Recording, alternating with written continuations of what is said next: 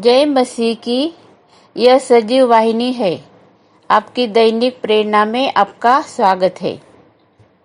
आज का विषय यीशु का नाम है सारी जमी पर जिससे पापी पाते उद्धार। सिर्फ यीशु का नाम है जिससे हम उद्धार पाते हैं। आइए हम वचन में से देखेंगे। प्रभु यीशु मसीह हमारे लिए पापों से हमें उद्धार देने के लिए, पापों से हमें छुटकारा देने के लिए प्रभु यीशु मसीह का लहू हमारे लिए काफ़ी है। और हर एक मनुष्य के लिए जो इस धरती पर है उसको उद्धार पाने की हमें ज़रूरत है। हम विश्वास करेंगे तो हमें उद्धार मिलेगा। आइए हम पढ़ते हैं बलिदान के निर्देश। क्या क्या है बलिदान? हमें बलिदान देने का निर्देश क्या है? पुराने नियम में हम देखते हैं निर्गमन 12:3 और 6 वचन हम पढ़ते हैं।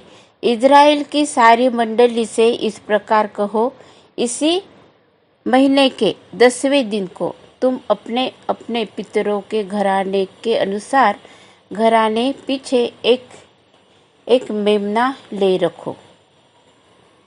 ये पुराने नियम का जो वचन है वो हमारे प्रभु यीशु मसीह में कैसे पूरा हुआ है हम देखते हैं। यूहन्ना रचित सुसमाचार 1 अध्याय और 29 वचन। दूसरे दिन उसने यीशु को अपनी ओर आते देखकर कहा, देखो यह परमेश्वर का मेमना है जो जगत का पाप उठा ले जाता है। दूसरे दिन मतलब यीशु का बपतिस्मा होने के बाद जो बपतिस्मा करने वाला यूहन्ना है उसने यीशु मसीह को बपतिस्मा दिया यरदन नदी में। और उसको देखकर यूहन्ना बपतिस्मा करने वाले ने गवाही दी है कि ये परमेश्वर का मेमना है जो जगत का पाप उठा ले जाता है। अभी हम देखते हैं कि ये एक हमारे लिए दुनिया के लिए एक मेमने की जरूरत थी। शुद्ध पवित्र लहू जो बलिदान के स्वरूप में हमारे लिए बहाने के लिए वो प्रभु यीशु मसीह है। हम लोग देखते हैं दूसरे बलिदान की शर्त क्या है। निर्गमन 12 अध्याय 5 वचन में हम लोग देखते हैं, तुम्हारा मेमना निर्दोष और 1 वर्ष का नर हो और उसे चाहे भेड़ों में से लेना चाहे बकरियों में से मेमना निर्दोष हो। जो भी मेमना बलिदान देने के लिए चुना जाता था वो निर्दोष चाहिए। उसको कोई बीमारी नहीं चाहिए, किसी प्रकार का वो अपंग नहीं चाहिए, पूर्णता से तंदुरुस्त चाहिए। और वो इस प्रकार से उनको लेने का है और वो नर हो, 1 वर्ष का वो नर होना चाहिए। ये बलिदान देने का ये शर्त थी। अब हम देखते हैं नए नियम में दूसरे कुरिन्थियों 5 और 21 वचन में देखते, जो पाप से अज्ञान था उसी को उसने हमारे लिए पाप ठहराया कि हम उसमें होकर परमेश्वर की धार्मिकता बन जाए। कैसे परमेश्वर का नियम है ये, कितना कठिन है हमारे लिए। हम कभी भी नहीं धर्मी हो सकते थे, कभी भी नहीं। लेकिन परमेश्वर ने हमारे लिए कितनी बड़ी योजना, ये सार्वकालिक जीवन के लिए हमारे लिए योजना बनाई, वो हमारे अच्छे के लिए है। आइए हम उस पर विश्वास करते और प्रभु यीशु मसीह की हम आराधना करते, क्योंकि वो निष्पाप पवित्र आत्मा के द्वारा इस धरती पर उसने मनुष्य बना।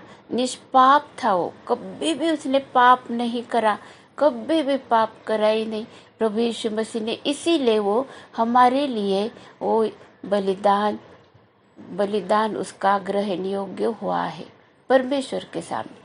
उसके पहले परमेश्वर ने देखा इस धरती पर कोई है क्या धर्मी, कोई नीतिमान है क्या, लेकिन उसने देखा और कोई भी नहीं मिला।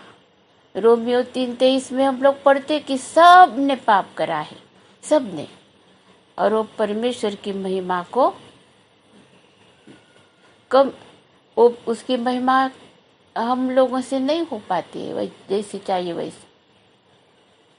और पूरे पड़े हम लोग, अधूरे हो गए हम लोग, पूर्णता से हम लोग वहाँ तक नहीं पहुँच सकते हैं। लेकिन ये सिर्फ परमेश्वर की योजना और प्रभु यीशु मसीह का आज्ञा का पालन, परमेश्वर पिता के प्रति और हमारे लिए उसका अनुग्रह, उसका प्रेम उसने हमारे लिए उंडेल दिया है। परमेश्वर प्रेम करता है हमसे, परमेश्वर प्रेम है, वो हमसे प्रेम करता है, हमारे पापों को क्षमा करता है और हमारे जीवन में पूर्णता से अभी हम लोग सिद्ध हो गए हैं, ऐसे कौन बोल सकता है।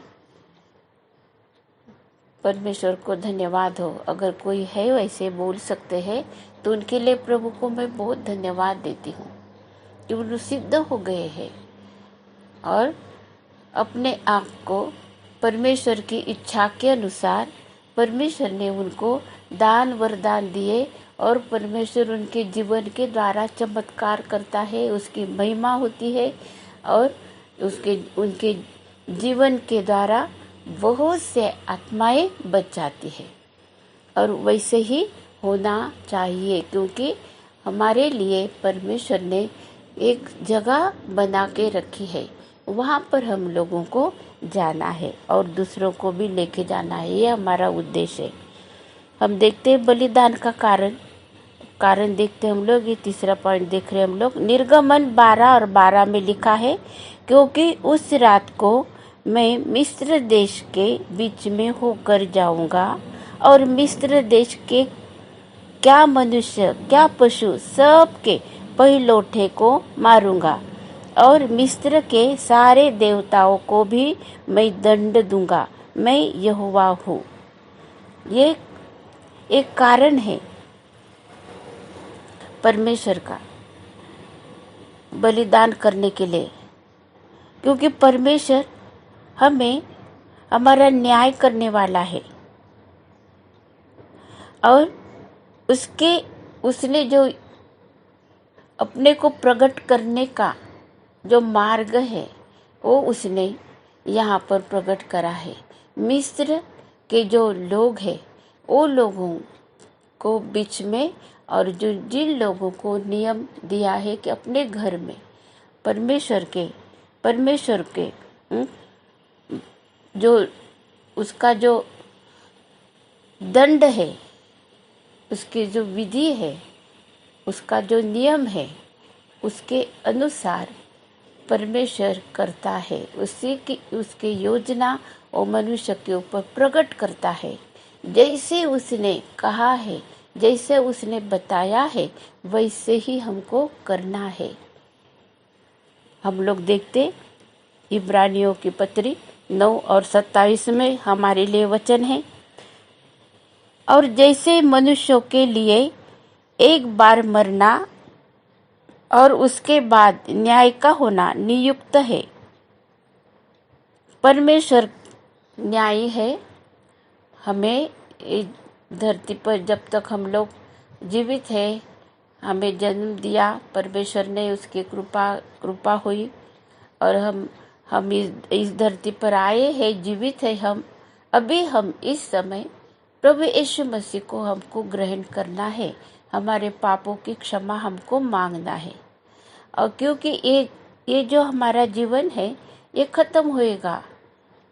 हम लोग शरीर से हम लोग मृत्यु हमको आएगी, और ये मृत्यु के बाद हम लोगों को यीशु के सिंहासन के सामने हमको खड़े रहना है।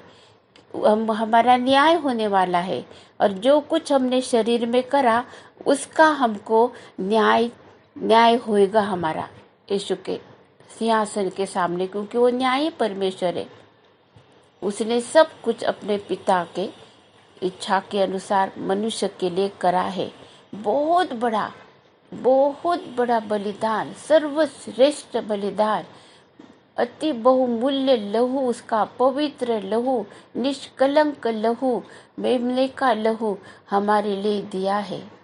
हम कैसे ऐसे उसके तरफ हम लोग मतलब उसको बारे में हम नहीं सोच सकते। हम कैसे हमारा ये जीवन ऐसे ही गवा सकते हैं।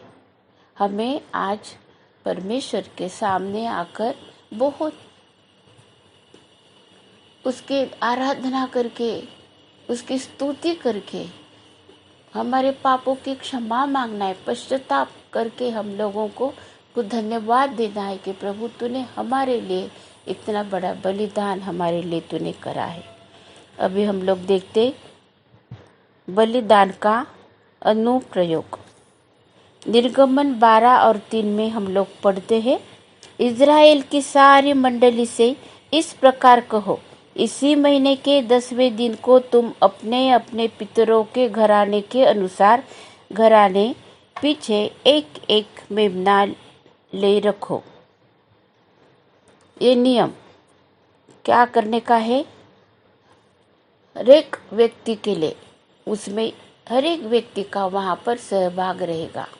हर एक व्यक्ति का अपने कुटुंब में जितने लोग हैं उनके लिए एक मेमना लेना है, जितना वो उसको खा सकते हैं, इस प्रकार से लेना है।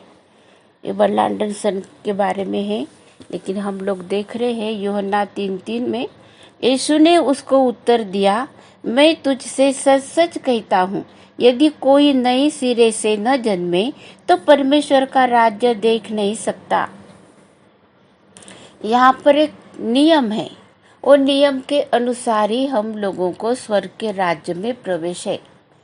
हम लोगों को जो पुराना हमारा स्वभाव है उसको लेकर हम स्वर्ग के राज्य में हम लोग प्रवेश नहीं कर सकते हैं। इसलिए हमको नए सिरे से जन्म लेना, मतलब प्रभु यीशु मसीह के द्वारा हमको नया जन्म होता है। पवित्र आत्मा के द्वारा पवित्र आत्मा हमें मदद करती है और हमारा पुराना जो स्वभाव है वो सब कुछ बदल जाता है। जब यीशु मसीह हमारे दिल में आता है, पुराना स्वभाव, पुराना सब कुछ जीवन निकल जाता है और नया सब कुछ हम लोगों को मिलता है। तो ये बहुत ज़रूरी है परमेश्वर के सामने आने के लिए, उसकी आराधना करने के लिए, उसकी स्तुति प्रशंसा करने के लिए।